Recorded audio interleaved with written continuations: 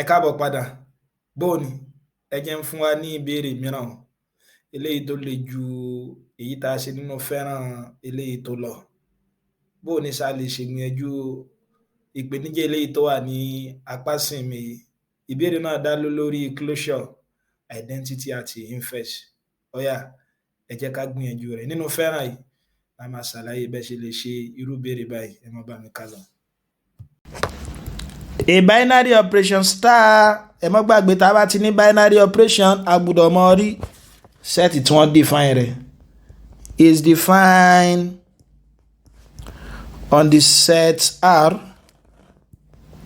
of real numbers. Ajá sí pé mo ní tẹ́ bá fẹ́ tún yẹn kọ ẹ lè kọ báyìí pé kí ni o R set wa ni o operation wa ni ẹ̀dẹ̀ mọ́ gbàgbé operation tí wọ́n bá ti dákọ̀ operation kájá sí pé wọ́n gbọ́dọ̀ define rẹ̀ kí ni wọ́n define rẹ̀ pẹ̀lú A star B is equal to what? A plus B minus 2AB. Mo dẹ̀ sọ fún wa ẹ kọ́kọ́ tú sí Yorùbá kí ni ìtumọ̀ A star B báyìí ìtumọ̀ náà ni pé kí ni ẹ hó pé wò alákọ̀ọ́kọ́ bí báyìí A ni ẹlẹ́ẹ̀kejì bí báyìí B ni so ìtumọ̀ náà ni pé ro alákọ̀ọ́kọ́ àtẹlẹ́ẹ̀kejì papọ̀ minus 2 times product alákọ̀ọ́kọ́ àtẹlẹ́ẹ̀kejì. Mo rò bó ti yé mi báwọn ìbéèrè náà wà lọ báyìí pé is star closed? Ṣé star wà closed? So ti yé báyìí ẹlẹ́ẹ̀kejì wọ́n ní find the identity element of R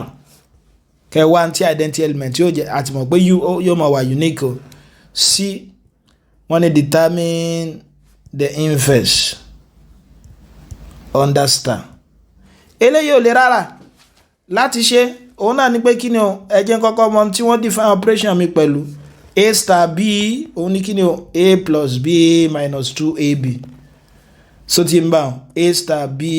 òun náà ní kí ni o A plus B minus 2AB. Ọ̀yà wọ́n á ní kí n wo bóyá A mi wà closed. Ẹ̀dẹ̀ mọ́ gbàgbé ìgbà ọlá máa sọ pé nǹkan wà closed òun náà ní pé tó wáyé pé kí ni o element méjèèjì tá a mú tó bá ń bẹ́ẹ̀nu set tí wọ́n fún wa pé set tí wọ́n fún wa bí báyìí real number ni. So AB wa tí bá ń bẹ́ẹ̀nu real number ajá sí pé A star B mi náà gbọ́dọ̀ mọ́ ṣe kí ni o gbọ́dọ̀ mọ́ wà nù real number. Bó la ṣe máa yẹ̀ wò pé tí n bá ní A star B mi nìsín A plus B minus 2AB rí pé n tó fún wa lélẹ́yìí o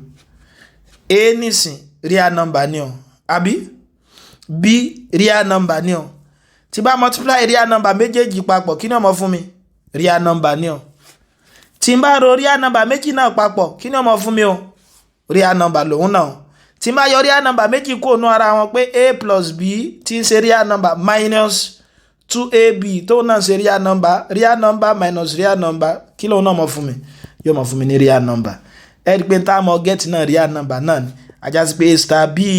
real number lòun náà. So ti bá so ìgbà tí AB mi tí ń bẹ́nu R tí operator mi binary operation mi náà tún bẹ́ ní R ajá sí pé star is what is closed. Tẹ́ bá fẹ́ túlẹ̀ tí ó di òye wa òun náà ní pé kí ni ẹ jẹ́ wá A star 3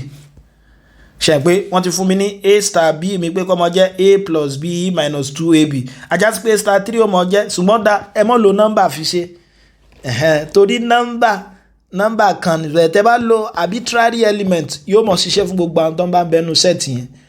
ṣe pé kẹ́ tó gbé pé nǹkan kan wà set tàbí kẹ́ tó ló ṣiṣẹ́ fún ó gbọ́dọ̀ ṣiṣẹ́ pé for all fún gbogbo element inú set yẹn ajá sí pé ó mọ̀ jẹ́ 1 plus 3 minus 2 times 1 times 3 yóò máa jẹ́ 4 minus 6 kí ni 4 minus 6 minus 2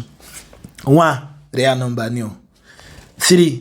real number ni o minus 2 target náà ńkọ́ real number lòun náà ajá sí pé n tó fi mú 1 3 kọ́ mọ jẹ́ real number tí n ta wá get náà jẹ́ real number ajá sí pé star is what star is closed bẹ́ẹ̀ ṣe mọ̀ prove ẹ̀ nìyẹn ajá sí pé star is closed wọ́n á ní ká wá kí ni identity element ò lè rárá bó mo ṣe sọ identity element kí mo pa identity element òun náà ni pé kí lá máa operate pọ̀ mọ́ element kan tí ó mọ̀ fún wa ní element yẹn padà ẹ mọ̀ pé operator wa ń bí by star ni tí identity element mi bá jẹ́ E òun náà ni pé kí ni máa tí E mi bá multiply A tí ó mọ̀ fún mi ní A padà máa wá E yìí so ti máa pé kí la máa operate pọ̀ mọ́ element kan tí ó mọ̀ fún mi ní element yẹn padà láti sọ pé additive identity wa 0 nítorí 0 ní ìmọ̀ rò mọ́ nọ́mbà tí ó mọ̀ fún mi ní nọ́mbà yẹn padà so ti àdẹ̀sí ló wà unique so ní operator tá a bá ti fi ń ṣiṣẹ́ ọ̀yà kí ni wàá ní a star e mi ṣe pé a star e mi ń sìn mo ti mọ a star b ẹ̀ kọ́ wo definition rẹ̀ a plus b minus 2ab pé alákọ̀ọ́kọ́ pẹ̀lú ẹlẹ́ẹ̀kejì a plus e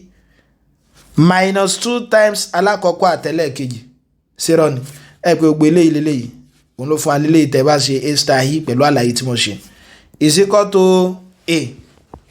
mo rò bó tí mi bá wọn is equal to a ó yẹ já collect like times tàbí tàbá ti fẹ́ collect ẹgbàrákùnrin wá bíbá yóò jẹ́ e minus 2ae is equal to a minus a ẹ pé lè yóò jẹ́ e minus 2ae is equal to 0 ni o e kọ́mọ̀ yóò jẹ́ tẹ bá gbé e jáde lé yóò kún wà tẹ bá ti factor kankan jáde ajá sí pé tẹ factor jáde ẹ mọ divide ẹ pẹ̀lú táàmù ẹ lọ́wọ́ kọ̀ọ̀kan e la gbé jáde tàbá divide e pẹ̀lú him bíbá yóò fún wa 1 then minus 2a is equal to 0 ẹ̀yà e mi náà máa jẹ́ kí ni o 0 divided by 1 minus 2a tí ó mọ̀ fún mi ní 0 ẹ dákun so yóò wá báwọn so ajá sí pé identity element mi identity element e is equal to 0 ẹ̀yà bó ní inverse ńkọ́ ẹ̀ tún kọ́kọ́ kọ òfin inverse náà kí ló fi inverse òun náà ni pé kí ni máa operate pọ̀ mọ́ element kan tí ó mọ̀ fi fún mi ní identity element ajá sí pé n lè mọ inverse àfi kí n mọ identity mi so ti ń bá so kí ni máa operate pọ̀ mọ́ a tí ó mọ̀ fún mi ní identity element mi báyìí dẹ̀ sì jẹ́ kí ni 0 ajá sí pé mi bí báyìí inverse ni o so ti ń bá so pé a star a inverse equal to 0 kí ni a star a inverse yóò mọ̀ jẹ́ ẹ̀dẹ̀mọ́ gbàgbé pé wọ́n ní a star b wa kí ni wọ́n á fi define rẹ̀ a plus b minus 2ab pé alákọ̀ọ́kọ́ plus ẹlẹ́ẹ̀kejì minus 2 times alákọ̀ọ́kọ́ àtẹlẹ́ẹ̀kejì so ajá sí pé lè náà mọ̀ jẹ́ a plus a inverse minus 2a inverse equal to 0 ẹ dákun sójú wa báwọn ọ̀yà mo lè collect like time mi o ajá sí pé lè jẹ́ a inverse minus 2a inverse is equal to minus a 0 ni kí ló kọ́ mọ́ a inverse mi kọ́ mọ́ ilé ọmọ jẹ́ 1 minus 2a is equal to what minus a so tí n bá ajá sí pé a inverse mi ọmọ jẹ́ kí ni minus a divided by 1 minus 2a